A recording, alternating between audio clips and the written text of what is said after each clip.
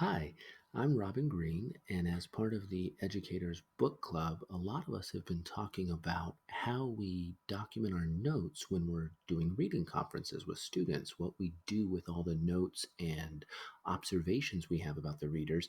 And I wanted to share what I've been thinking about doing, especially as we're moving into maybe a remote learning type of situation. So, what I did last year, which worked actually pretty well, was I would carry my yellow legal pad around with me. So, number one, that was awesome. Who doesn't like carrying around a yellow legal pad? And I would just make a little T chart, and each student had a page, and I would meet with a kid and kind of make my notes and then move to the next kid. The kind of problem was I'd have to flip pages and kind of distract readers. I want pages flipping in reading class, but not my pages. I want the students' pages flipping. So I've been thinking about doing something with Google Forms, and actually, I'll show it to you. Here's what I'm thinking of moving to this year. And so it's a Google form, and I've done a special add-on to it that will really keep all of my notes organized for me. I don't have to do anything after I set it up, and I'll walk you through that setup. So notice I can click my student's name, and then I have their book just so that I can kind of keep a log. And then here's the things that it's a rubric, but I'm not really grading them. It's more of just for me as I'm listening to them read some of the skills that are even in Jennifer Saravallo's book, some of the things that we're looking for. And then down here is where I've given myself space for notes, taking notes about what we talked about and specifically what I tried to teach them so I can check in with them on that strategy next time. And then I would hit submit and it does something with this note. I'll show you that now. So the first thing you're going to need to do is just create a new folder in your Google Drive. So go to Google Drive, new folder. So here's mine, it's conferring forms. And this is the part that does take a little bit of setup. You need to make a document for each student in your class. And I'm just going to kind of preview a couple of students, so I won't do a whole class. And it's just a blank document. I don't have anything typed in it, just student's name, student one. You would put their actual name. And then you can do, once you're in the folder, you can go to new and do the document. Or if you want a shortcut, you can do Shift T, automatically creates a new document, and you can name it up here. So give me a second to do that. And then actually, Alice Keeler, I don't know if you know her. I'll put a link maybe. She has a really cool add-on as well that will make copy, or a script actually that you can run that will make copies of a document quickly. You can do 25, your whole class, in a few clicks. So I'll leave a link to that. But once you've made the documents, there they all are, you're going to make a Google form. And again, in this folder. And so I could go to folders, or there it was, new folder, form. Okay, so you create a new Google form. If you want the keyboard shortcut, it is Shift O. Close that one. And here's my new form. I'm going to title this Conferring Form, and it'll title it up there. And the first thing I would do is the student's name.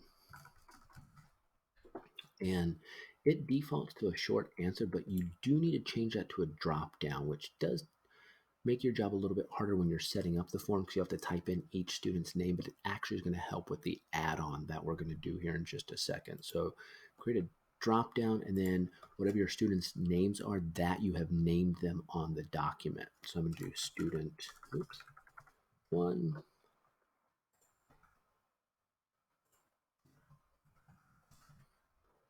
and student three. I make this one required just so that I don't accidentally forget to do it as I'm doing the conference. So I make that one required. The others I don't. One other thing I think would be really neat is if I go back to my drive, right now this is only my folder. But if I wanted to share this with a resource teacher or a co-teacher or a paraprofessional, because they might want to be doing some conferences, I can go up here and right click and share this folder. And it's going to share all of the contents in here, which means any teacher that I share it with can open up this form and fill it out, which means maybe you want that person's name documented as to who met with that student. So maybe we could say met with or teacher doing the conference. I don't know, be fancy. Name it something better than that. And I would make that one a short answer. You don't need a drop down for that. You'll see why we did a drop down for this first one. And then from there, you can just create whatever data you want to collect, whatever records you want to keep. You're going to hit the plus sign. You hopefully know how to set up a form. I'm going to call this progress, maybe. I'm actually going to make this one a checkbox grid. And over here, these are the things I'm looking for. For the sake of this video, I'll just do two things: fluency and comprehension. And then over here, whatever your school uses for descriptors. If you're doing like a rubric type of thing, maybe you do like approaching standard, met standard, or needs attention, whatever you do. For the sake of this video, I'm just going to do numbers. Makes it go kind of quick. So if you ever are making a form, if you're new to making forms, you can always go up here to see what it's looking like. And so here's my form. Here's my students' names. Here's the teacher doing it. And then here's that little thing that I've put in. I would just be able to click on these as I'm reading with that student. And then I always like to do a notes set. I'll just make that one a long answer text. That's creating the form. Here's where the magic happens. See this little puzzle piece? That's your add-on. You're going to need something called Appender. I don't know how to say that word. Appender? I don't know. And it's in the G Suite Marketplace. I will leave a link below. You might have to talk with your admin about getting it approved, because when I first tried it, it was not approved, but it was a simple process. So you would install it, and then as soon as you've installed it, it will show up here. I'm going to have to move my face. That was a fun trip. And here it is. You're going to hit open sidebar. And so first thing you're going to choose is the folder that you want this data going to. And that's why the first step was we created a Google folder. So I'm going to pick from my drive. Mine, I believe, was called conferring form. Then we'll hit next.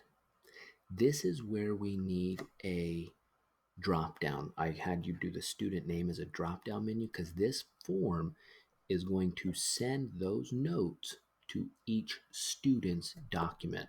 So if I'm doing student 1 and I start checking all these boxes, this is how it knows whose document to send those to. So let's refresh the list. It takes some time. Whoops. And there's student's name. Save. And then I'm going to go next. And here's where I get to choose what information from this form I want going to this document up here. And so timestamp is nice because you automatically know when you met with the student. You don't need to do student's name because it's obviously going to their own document, but I do it just because I think it makes it look a little bit neater. Maybe you want the teacher, whoever's doing the conference, the progress and the notes. There's the progress, there's the notes. Notes. And then this last one, step 4, you have 3 choices. That's how you want it to look when it sends this data. Separated or separate bulleted lists, separate vertical tables, or rows in a single horizontal table. It's really up to you. I'll show you what those look like. This is what separated bulleted lists would be. Every time I meet with a student, it would look like this. Automatically, as soon as I hit submit, it sends this to the form or to the doc. This is what separate vertical tables look like. Each time I meet with a student, I get a brand new table. So that's like you can see each conference. Then the last option is a new row. So every time I met with a student, it would create a new row automatically. It's a personal preference thing. I think I kind of like this, separate vertical tables. So I'm going to go back here, enable, and my form is ready to go. So I want to go back to this. Here's student 1. It is completely blank. Here is student 2, completely blank. Let's go ahead and use the form. So now anybody that I give this link to could use this form. So if I shared that folder, anybody I shared it with could use this form. So let's say I'm doing a conference with student 1. My name is Robin. Let's say I feel like when they were reading aloud, okay, they had a 2 and a 3. And my notes, good comprehension. I would obviously do something much more detailed than that, but just to show you, I'm going to hit submit. That was student 1. Go back to student 1, and there it comes. Good comprehension, fluency. I can do another one. And here's why I like this over a Google Doc. I could just create that Google Doc and do the T-chart and type in there every time I wanted to. But when I'm moving to the next student, I don't want to have to look for that student's form. I can just go to submit another response. Let's say I'm meeting with student 2 and they didn't do so well. Work on intonation. Again, I would be much more detailed. Submit. Student 2. There it is. Work on intonation. So let me show you what it's going to look like. Let's do another one for student 2. Let's say it's a week later. Student 2 again. Let's say it's a different person. This was, I don't know, Frankie, the leader of the Educators Book Club. Nice job, Frankie. Thanks for working. Oh, man. All of a sudden, when this student 2 worked with Frankie, much better. Submit. And now, so I left it blank there. My apologies. But now student 2, Frankie, 4 and 4, much better. So every single time I will meet with that student and use that form, it will just automatically add it to that doc, which is housed right here. And I can just open that up, show it with parents, share it with admin, share it with whoever I need to. And it's pretty cool, I think. So hopefully that's helpful to you. Let me know if you have any questions, and thanks for watching.